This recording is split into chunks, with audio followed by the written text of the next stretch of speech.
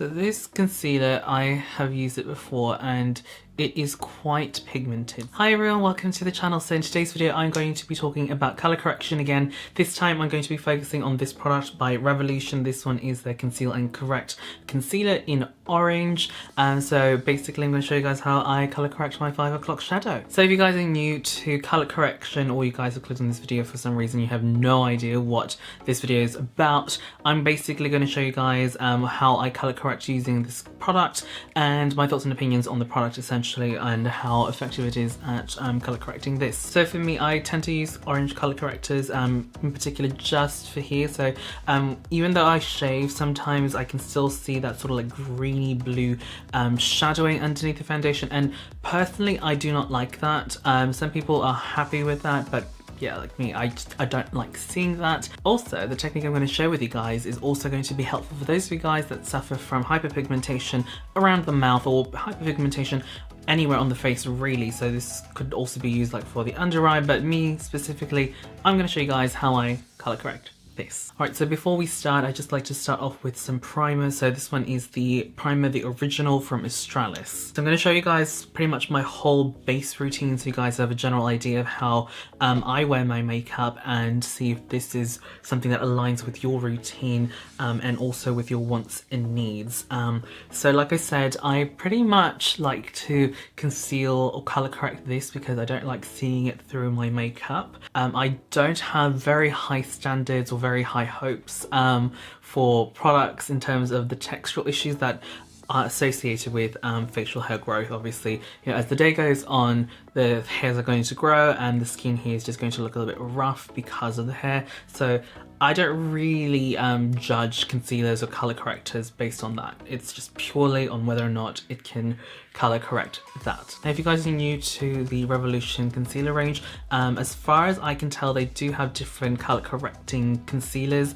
This one is obviously in orange, but they also have one in red for those of you guys that have very deep skin tones. So if you have a similar complexion to myself, so just to give you a reference, I'm like NC30 from MAC, so anyone from like light to medium skin tones, orange is definitely one for you. That being said, you can still also use the red one, but just use it sparingly.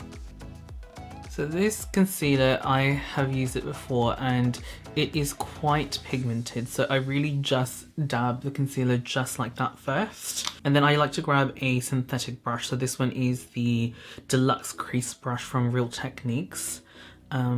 The reason I like synthetic brushes is because it doesn't absorb product, unlike natural hair fibre brushes.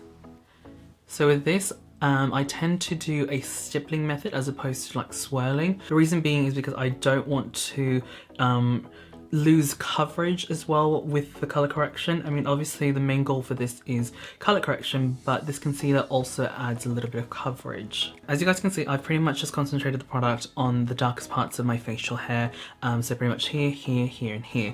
But I also like to blend as well. From my experience, if I apply foundation and if I don't apply enough foundation around the mouth, there's going to be a very obvious line of red or orange underneath the skin. So I just like to do the swirl. I like to do the swirl method just on the edges. Next, I like to set that in with a powder. So in this instance, I'm going to be using the MAC Set Powder. It doesn't have to be a clear or translucent powder. It can be just even your normal face powder. I just find that translucent powders work best because I don't want to add too many different tones of beige essentially on my face. I'm just going to be grabbing this brush and I'm just going to dab the powder on top of that concealer just to set it. Now the reason why I set that is because I don't want the colour corrector to mix in with the foundation. Now obviously it will still sort of mix in, but the powder kind of just prevents it from completely mixing in with each other. Just think of it as like a barrier.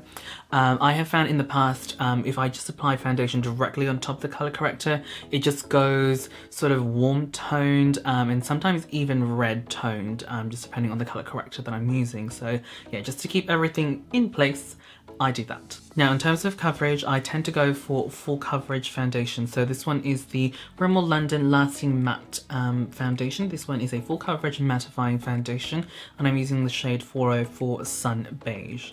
Now Obviously I've applied a lot of color corrector, and that's just because of my experience with my 5 o'clock shadow. I just feel like this amount of coverage is what I need for it to not be apparent when I've got my foundation on.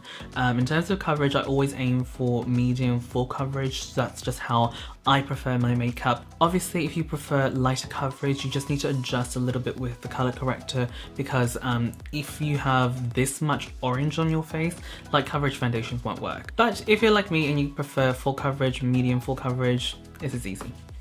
So I pretty much just apply the foundation directly on.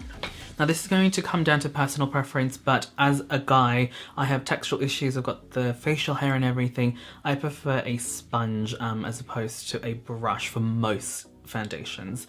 I also prefer it more for the 5 o'clock shadow, just because I find that the bouncing method just keeps the foundation where it needs to be. Whereas a buffing brush, I feel sometimes it moves the product around, and that's not what you want for this, or at least that's not what I like. Okay, that's pretty much the color corrector and the foundation. I don't tend to apply concealer on top of this or anything like that. I just go ahead and apply my normal setting powder and then the rest of my makeup, and then we're pretty much good to go. So I'm going to do the rest of my makeup, and then I'm going to chat with you guys about my thoughts and opinions on this color corrector. Okay, so the makeup is now on, and this is what my base looks like. Personally, I think you can still kind of see the 5 o'clock shadow peeking through, but I think for most people, you know, like this kind of talking distance, you probably won't be able to really notice. It's just really me, because I'm, you know, very nitpicky and very pedantic about that, but you know, I can't really see it.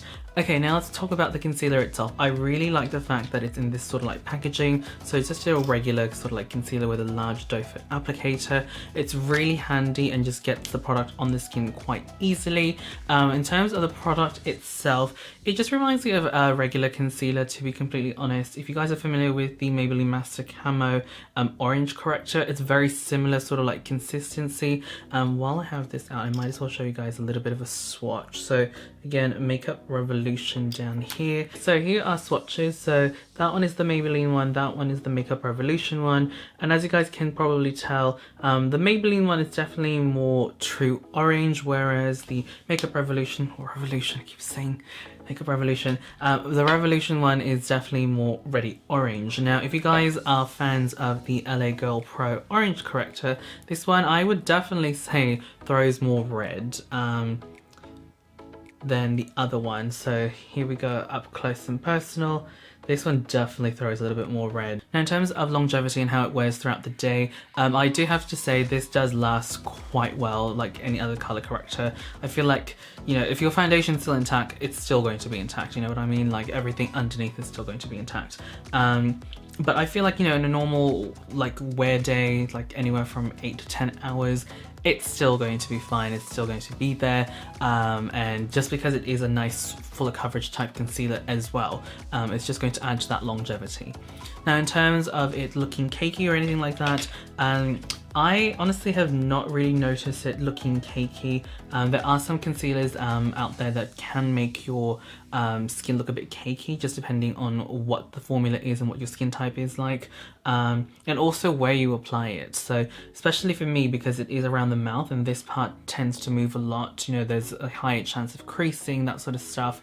I have not noticed that. I have noticed a little bit of creasing, like just in the laugh line, but that could also just be because of how much product I've applied on top. So as you guys have seen, I like fuller coverage products, and sometimes full coverage products also mean more layers, so it tends to kind of like have that creasing effect. But like from my experience, I don't necessarily think it's because of the color corrector. I think it's just the whole amount of product that I have just here. Now, like I said, I am male, I have facial hair growing throughout the day, so I don't expect the texture of the mouth area to be completely smooth for the entirety of the day, but in terms of when the hair starts to peek through, I don't find that the formula kind of like panics and breaks apart. Do you know what I mean? Like, it still looks really good. Overall, what do I think about this product? I think it's a fabulous product. It's a very affordable option, and yeah, it works. That's pretty much the most important thing, whether or not it works. If you guys would like to see my review on the LA Girl Pro color corrector, definitely check out the description box down below, also the eye on the screen. I've also just realized I have not done a review on this Maybelline Master Camo Orange corrector. If you guys would like me to do a review on this one as well, definitely let me know down in the comment box down below. And that pretty much brings us to the end of the video. Thank you guys so much for watching. Hopefully you guys enjoyed this video. If you guys did, don't forget to hit the thumbs up button and also hit the subscribe button if you guys haven't already. And if you guys would like to see more behind the scenes sort of like footage, photos and stuff like that, definitely check out my Instagram at MrKenDenis. And yeah, definitely let me know if you have any other suggestions of other products you want me to try out and review, whether it be color correction or just any makeup product in general. I'll try and get my hands on it and do a video for you guys. Again, thank you guys so much for watching. I will catch you guys in the next video. Bye.